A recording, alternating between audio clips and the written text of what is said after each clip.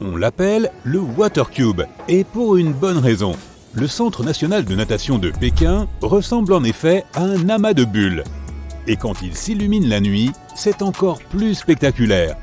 Cet étonnant spectacle de lumière a conduit les gens à comparer ce bâtiment au musée d'art de Bilbao, un autre célèbre exemple de design contemporain situé en Espagne. En 2008, ce centre sportif a accueilli les principaux événements des Jeux olympiques de plongée, de nage et de natation synchronisée. Après les Jeux, le Water Cube a été fermé pour des rénovations qui visaient à transformer une partie du stade en parc aquatique.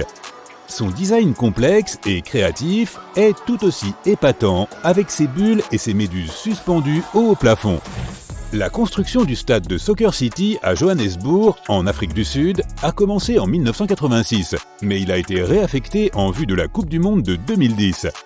Il dispose de 94 000 sièges et d'un design unique avec une façade faite de béton fibré hautement compressé. Ce matériau permet à la lumière de filtrer au travers durant la nuit, offrant aux fans de sport une vue spectaculaire. Un stade flottant ? Pour cela, tu devras t'envoler pour Singapour et visiter The Float. Il a ouvert en 2007 et a accueilli certaines parties des Jeux olympiques de la jeunesse en 2010. À ce jour, c'est le plus grand stade flottant au monde. Sa structure est entièrement faite d'acier et il est un peu plus grand qu'un terrain de football. Il a aussi une capacité de 30 000 personnes. Mais si tu as peur de l'eau, ce n'est peut-être pas le meilleur endroit pour toi. Ce n'est pas un stade en soi, bien sûr, mais l'héliport de l'hôtel Burj Al Arab a été pendant une brève période le plus haut court de tennis au monde. Deux célèbres tennismen, Roger Federer et André Agassi, ont disputé quelques parties amicales là-haut, dans le ciel, au sommet de cet hôtel de 320 mètres situé à Dubaï. Au cours de la même représentation sportive, Roger Federer et Rafael Nadal ont joué une partie sur l'eau au Qatar, sur un court partiellement submergé. Le cricket, le sport, pas l'insecte, n'est peut-être plus aussi populaire qu'avant, mais dans ce lieu singulier, il se joue à 610 mètres sous terre. Une mine d'ardoise de Cumbria, nommée la Honister State Mine, est l'hôte d'un tel événement et elle se situe dans le nord de l'Angleterre. Le tout premier match a eu lieu en 2013 entre les équipes de deux villages anglais. Le terrain à domicile de l'équipe nationale masculine de hockey suédoise s'appelait l'Ericsson Globe et il se trouve à Stockholm. Il peut accueillir jusqu'à 14 000 fans et est considéré comme le plus grand bâtiment sphérique au monde. Le concept de ce bâtiment est basé sur notre galaxie, la Voie lactée, dans laquelle l'Ericsson Globe est présenté comme le Soleil. Les architectes à l'origine de ce projet ont conçu l'ensemble du système solaire à l'échelle 1 sur 20 millions. Les planètes elles-mêmes sont disséminées dans la ville de Stockholm et dans d'autres régions de Suède. De nombreux sports sont pratiqués en Suisse, le football, le ski et le hockey sur glace étant les grands favoris.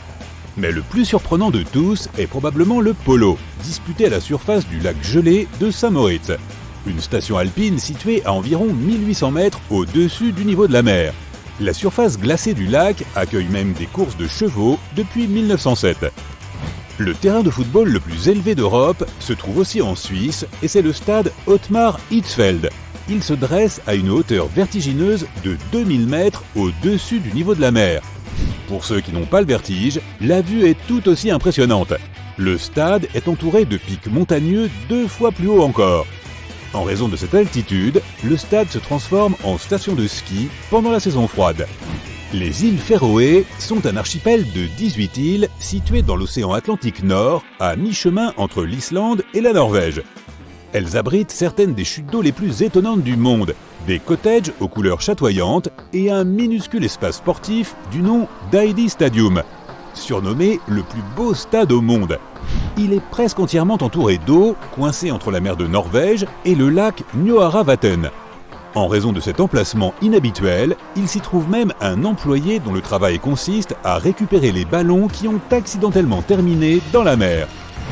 Le superbe centre historique de la ville italienne de Sienne s'appelle Piazza del Campo. Et 2 fois par an, elle se transforme complètement pendant la course de chevaux de Palio di Siena.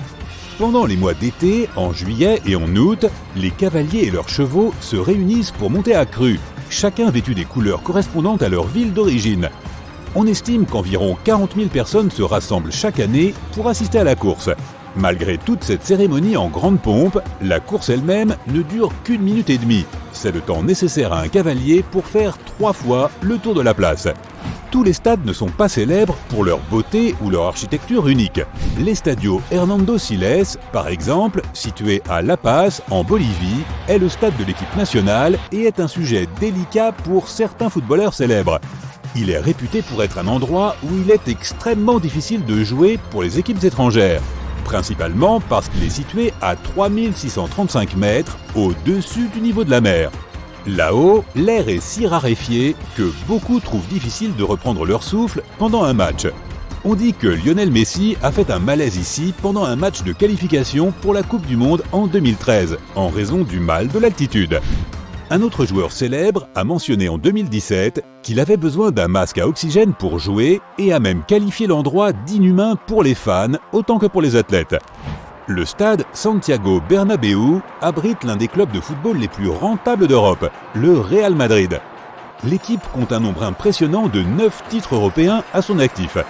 Il a été inauguré en 1947 et a été rénové 2 fois, en 1982 et en 2001. Il n'est peut-être pas impressionnant de par son architecture ou sa taille, mais sa pelouse a été foulée par certains des plus grands joueurs de football de toute l'histoire. Ferenc Puskás, Zinedine Zidane, Cristiano Ronaldo, pour n'en citer que quelques-uns. L'un des stades de football les plus emblématiques au monde est probablement le stade de Wembley au Royaume-Uni. Il a également une capacité impressionnante, puisqu'il peut accueillir près de 90 000 personnes. Surnommé la Maison du football, c'est le plus grand espace sportif du Royaume-Uni et le second plus grand stade d'Europe. Wembley est aussi connu pour les incroyables divertissements qu'il produit. Le groupe Queen a marqué l'histoire ici lors de son concert de 1986. Et en 2017, Adele y a battu le record de la plus grande affluence lors d'un spectacle avec 98 000 personnes rassemblées pour l'avoir chanté. La raison pour laquelle tant d'artistes aiment se produire ici est que l'acoustique y est vraiment particulière. Des enregistrements de la foule ont été utilisés comme repère audio par l'équipe des ingénieurs du son, qui a ensuite combiné des modèles informatiques complexes à l'architecture unique du stade, afin de rendre une expérience audio parfaite. Mais ce stade n'a pas toujours été tel qu'on le connaît aujourd'hui. Il a été complètement démoli en 2003 et le fait de devoir dire adieu à ces anciennes tours jumelles blanches n'a pas plu à tous les fans. D'un autre côté, comme il y a maintenant une arche qui soutient le toit, il n'y a plus de piliers, ce qui signifie une meilleure vue pour la plupart des spectateurs.